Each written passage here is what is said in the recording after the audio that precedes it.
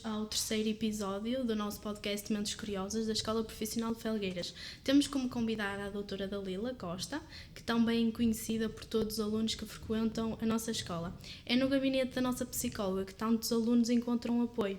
Está tão habituada a conhecer os outros, hoje queremos conhecer um pouco mais de si. Antes de mais nada, olá. Olá. Consegue descrever algumas características suas que nos revelem um bocadinho mais sobre a pessoa que é? Sim. Boa tarde a todas. Muito obrigada pelo convite. Dar-vos os parabéns por este projeto que irá permitir dar a conhecer a nossa escola e as pessoas que por cá passaram e as que ainda cá permanecem. Então, falando um bocadinho de mim. Nasci e cresci na freguesia de Lagares, do concelho de Felgueiras. Tenho 41 anos, sou casada, tenho 3 filhos rapazes, são o meu combustível diário. Sou, como a maioria das mães, muito babada e muito grata por os ter na minha vida. Tenho também 3 afilhados e um sobrinho, também todos rapazes. Vejam bem a sorte que tenho, estou rodeada só de homens. Sou psicóloga há 18 anos e trabalho nesta escola há 16. Inicialmente trabalhei só com uma função, que era técnica de orientação e reconhecimento e validação de competências no antigo Centro Novas Oportunidades, que agora se chama Centro Qualifica, e a partir de 2012 também como psicóloga. Portanto, gosto de cozinhar, mas não gosto de decidir o que fazer. Gosto de estar acompanhada, mas preciso muito de estar sozinha. Gosto do cheiro da terra molhada. Gosto do cheiro dos meus filhos. Aliás, associo cheiros e músicas a momentos da minha vida. Gosto muito de pessoas, de boas e menos boas, porque qualquer um de nós, em algum momento da nossa vida, pode estar num desses lados. Depois também nos cabe a nós decidir em qual desses lados queremos ficar. Sou a mais velha de 3 filhos e os meus pais são muito importantes para mim. O meu pai, pela sua humildade e pelo seu desprendimento dos bens materiais, é a minha maior referência. Sou tímida, sofro um bocadinho do síndrome do impostor, fui eu que diagnostiquei, sou sensível e sou empática. Falou-nos que exerce 2 funções. Podia-nos explicar as funções que exerce? Sim. Portanto, eu, como vos tinha dito, eu sou psicóloga e técnica no Centro Qualifica cada escola e, como psicóloga, as minhas funções iniciam logo após a manifestação de interesse do aluno em frequentar a nossa escola. Portanto, o aluno ou dirige-se à secretaria ou, através de uma inscrição online, manifesta interesse em frequentar a nossa escola e então eu começo logo aí a atuar junto desse aluno. Sou eu que contacto o aluno, marco uma entrevista. Essa entrevista serve para avaliar as motivações e as expectativas que o aluno tem. Às vezes, quando necessário, quando há alguma indecisão, faço um pequeno questionário para ajudar na orientação vocacional, porque às vezes os alunos não têm bem certeza do curso que querem frequentar. E sobre isto eu gosto de reforçar que nunca me senti pressionada a colocar um aluno num curso só porque, em termos de número, é mais necessário naquele curso. E isso permite-me ser psicóloga na sua plenitude. Pronto, depois dessa, pedimos sempre que essa entrevista seja acompanhada pelo encarregado de educação ou então por um adulto responsável pelo aluno. Aproveito esse momento para falar um bocadinho do funcionamento geral da escola e do plano de estudos e pronto, e nessa fase fica um bocadinho por aí. Depois os processos começam a chegar das escolas de origem e eu e a professora Sara Barbosa, que é a coordenadora da equipa da EMAI, começamos a ler os processos e a verificar quais os alunos que são beneficiários de medidas de aprendizagem e de inclusão, de suporte à aprendizagem e à inclusão. E, quando é necessário, procedemos também, neste caso eu, à avaliação cognitiva para podermos definir as melhores medidas para ajudar os alunos com mais dificuldades. É prática também da nossa escola e também é meu papel rastrear todos os alunos do primeiro ano. Portanto, a partir do momento que iniciam o ano letivo, todos passam pelo Serviço de Psicologia e assim, de uma forma muito rápida, consigo perceber algumas problemáticas e, em alguns casos, propor acompanhamento a esse aluno. E após a autorização do encarregado de educação, é iniciado então o acompanhamento do aluno. Estas funções sempre em estreita relação com os diretores de turma e com os encarregados de educação. Quando as problemáticas são um bocadinho mais difíceis e exigem a intervenção de outros técnicos, também tenho o papel de fazer o encaminhamento para a pedopsiquiatria ou para a psiquiatria. Relativamente ao Centro Qualifica, como vos disse, eu comecei a trabalhar precisamente nessa função. O centro tinha outro nome, chamava-se Centro Novas Oportunidades, e desta forma se calhar muitos vão reconhecer de forma mais fácil, porque foi uma marca que vendeu muito, e a minha função era ser técnica de reconhecimento de competências. O que é esta estrutura? É uma estrutura de extrema relevância para a nossa escola. Funciona no edifício de madeira, aqui da escola, onde está a Dona Susana, que é a nossa administrativa, e nós recebemos jovens e adultos que, por variadíssimos motivos, não conseguiram completar os seus percursos escolares. E então o nosso papel é diagnosticar as necessidades deles e definir qual a melhor oferta formativa para eles poderem completar esses percursos formativos. Por exemplo, vocês que estão a terminar o 12º ano podem perfeitamente ser futuros candidatos do Centro Qualifica. Em que medida? Porque temos formações modulares e que poderá ser uma forma de vocês continuarem a investir na vossa formação após a conclusão do 12º ano. E as minhas funções são muito essas, portanto, o diagnóstico e a definição do percurso que o adulto deve seguir para completar percursos que não estavam terminados. Sempre sonhou em ser psicóloga? Não. Eu sonhei ao longo do meu crescimento, sonhei ter profissões muito distintas. A primeira de todas, e penso que terá sido comum a tantas outras meninas, eu quis ser cabeleireira. Depois, mais tarde, já um bocadinho maior, o meu sonho era ser juíza. E talvez pelo sentimento ou pelo sentimento de justiça ou pelo valor de justiça que os meus pais sempre me incutiram desde muito nova. Aí por volta do meu 8º ano comecei a sonhar e pensar que queria ser dentista. E então, mais ou menos nessa altura, foi proposto fazer orientação vocacional na escola. Eu fui à psicóloga da escola, que muito bem me acolheu e muito bem me tratou e orientou, e sugeriu que eu seguisse Humanidades, que agora atualmente é o curso de Línguas e Humanidades, porque eu tinha algum jeito para escrever. Mas isso não respondia aos meus interesses, não é? Porque eu queria ser dentista. E então fui teimosa e segui a minha intuição e fui para Científico-Natural, que é o curso de Ciências e Tecnologias atualmente, porque eu queria mesmo ser dentista. Mas no 12º ano tive a disciplina de Psicologia e apaixonei-me completamente por esta área. E a par da maternidade, a psicologia é a minha vocação. E quais são os desafios e problemas mais comuns que as pessoas enfrentam ao procurar ajuda psicológica? O principal desafio é o julgamento. Ainda há muito aquela ideia de que só vai ao psicólogo quem é maluco. Ainda continua, menos um pouco, mas ainda continua a existir esta ideia. E depois as expectativas, porque as pessoas muitas das vezes procuram no espaço de uma consulta de psicologia um espaço de uma cura milagrosa. E a psicologia não é uma terapia milagrosa. E nem tem uma receita que serve os interesses de todos. Portanto, a psicologia é uma ciência, mas que precisa de tempo. E tempo aqui é de facto o melhor conselheiro. Para terem uma ideia, a investigação diz que 50% das pessoas que fazem terapia melhoram ao fim de 8 sessões. E 75% sentem benefícios ao fim de 6 meses. Portanto, acho que vale a pena procurar um psicólogo, porque a investigação demonstra que, de facto, a psicologia pode, de alguma forma, ajudar. As problemáticas principais aqui na escola, sem sombra de dúvidas, a ansiedade, e a ansiedade pode ser por variedíssimas razões, ansiedade social, ansiedade por términos de relações, processos de luto, não é? E o processo de luto pode ser só porque terminou a relação, só porque perdeu um animal que era muito querido, ou então porque faleceu um familiar, por conflitos na família, depressões, Cada vez mais na vossa faixa etária a depressão é comum.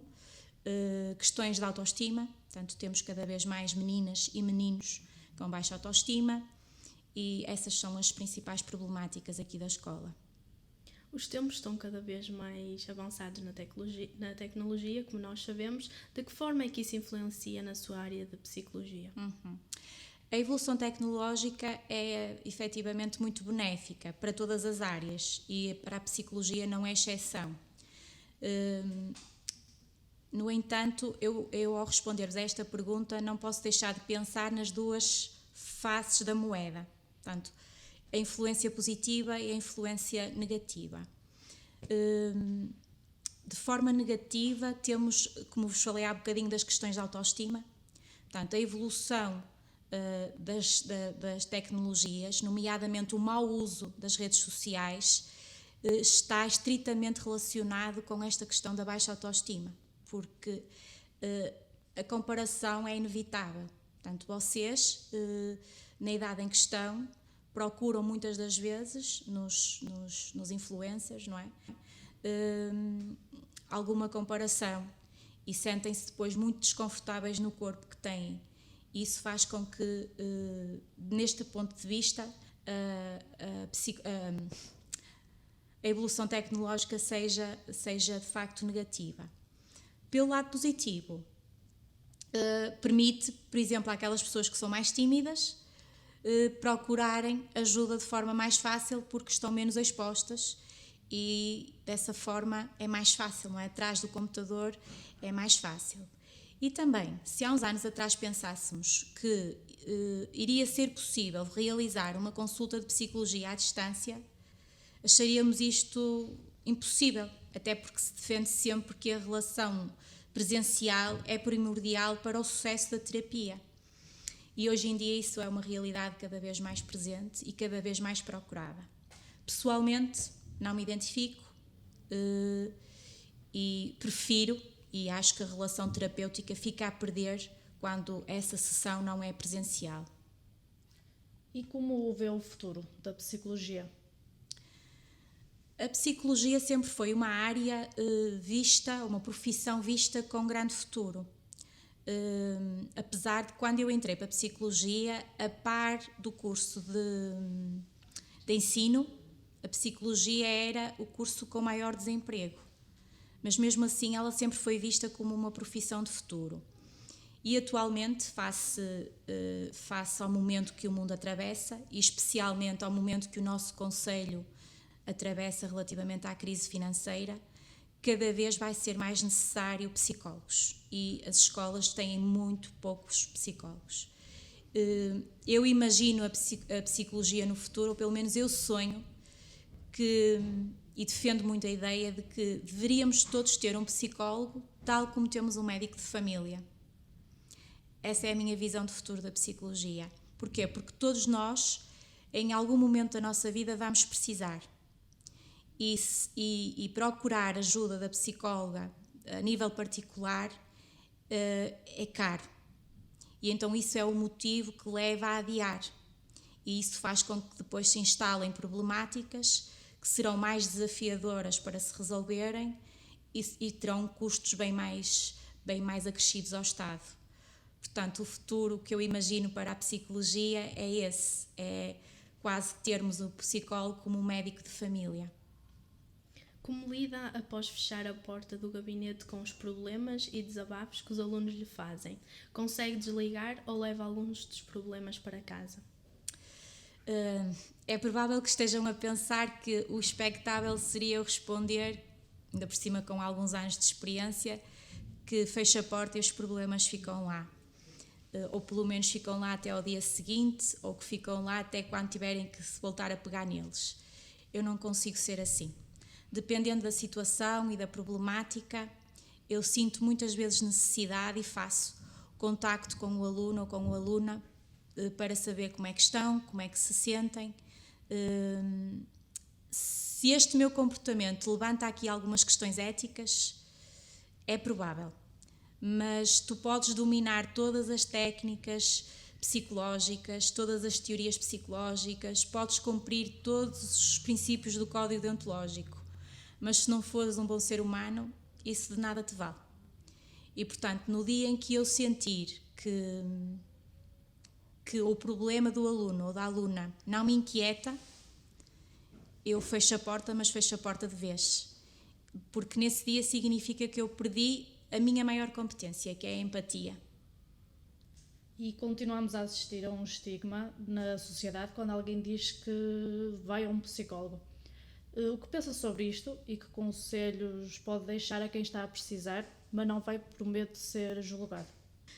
O primeiro conselho que eu posso dar, e que pode parecer clichê, é que só procura ajuda em psicologia quem é suficientemente forte para perceber que precisa de ajuda.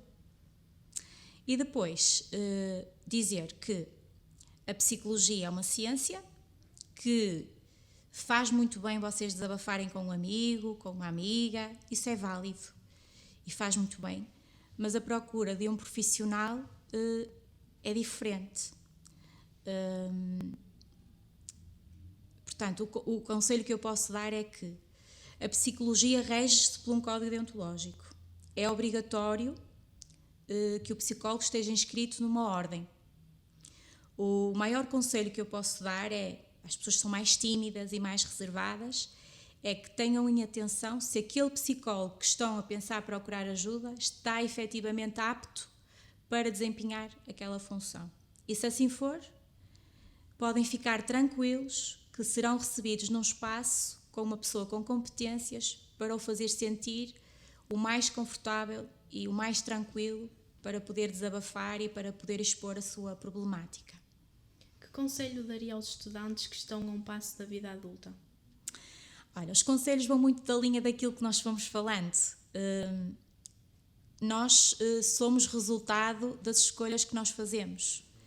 Portanto, as escolhas que fazemos agora no presente irão condicionar o nosso futuro. Portanto, o primeiro conselho é aproveitem agora para aprender o máximo possível, para depois na vida adulta se socorrerem das maiores ferramentas que puderem. Depois outra coisa é dizer, a vida adulta vai trazer desafios, é inevitável, mas desafios é isso mesmo, são estímulos para melhorar. E se pensarmos nisto, então é importante que surjam desafios, porque cada vez que surge um desafio, se é um estímulo para melhorar, significa que eu cada vez vou ser melhor. Outro conselho é que se mantenham fiéis aos valores, aos vossos valores. Se vocês forem justos, se vocês forem honestos, se vocês forem humildes, se vocês forem amigos uns dos outros, vai correr sempre tudo bem. Ou pelo menos daquilo que correr menos bem, será mais facilmente resolvido. Depois, uma coisa que eu costumo dizer muito em consulta, e hoje também queria deixar aqui este conselho é, sempre que sentirem que estão a ir abaixo, e isto é muito provável que aconteça na vida adulta, há fases muito desafiadoras na vida adulta, muito negras. Quando sentirem que estão a cair, que estão a ir para aí abaixo, mantenham sempre a imagem de um trampolim na vossa cabeça. E quando chegarem mesmo ao fundinho, esse trampolim vai-vos dar o impulso necessário para voltarem cá para cima. E chegados cá acima, é só refletir e pensar, às tantas eu preciso pedir ajuda. E por fim, e eu acho o mais importante, é que sejam felizes. E sermos felizes passa por coisas tão simples como ajudar um velhinho a atravessar a rua, sorrir ou ajudar um amigo que está triste, cumprimentar o vizinho carrancudo e, sobretudo, não prejudicar deliberadamente os outros. Se fizermos isto, todos os desafios que a vida adulta traz, porque traz, serão facilmente superados. Então, para um último momento da gravação, trouxemos um jogo para si, que é perguntas aleatórias. O que não pode faltar na sua rotina? Olha, o que não pode faltar na minha rotina? Um banho. Aliás, eu não consigo sequer conceber na minha cabeça como é que em pleno século XXI ainda há pessoas que não tenham este hábito enraizado na sua rotina. Um bom pequeno almoço, e um momento com os meus filhos e o meu marido ao final do dia. Se dinheiro não fosse um problema, o que compraria agora? Uma casa, com espaço exterior para os meus filhos poderem crescer com contacto com a natureza. Se pudesse acordar num dia com uma nova habilidade ou qualidade, qual seria? Habilidade para as artes, ou para a decoração, cake designer, nessa linha. Se tivesse de mudar o seu nome, para qual mudaria? O primeiro nome que os meus pais me queriam pôr era Teresa, porque era o nome de uma das minhas avós.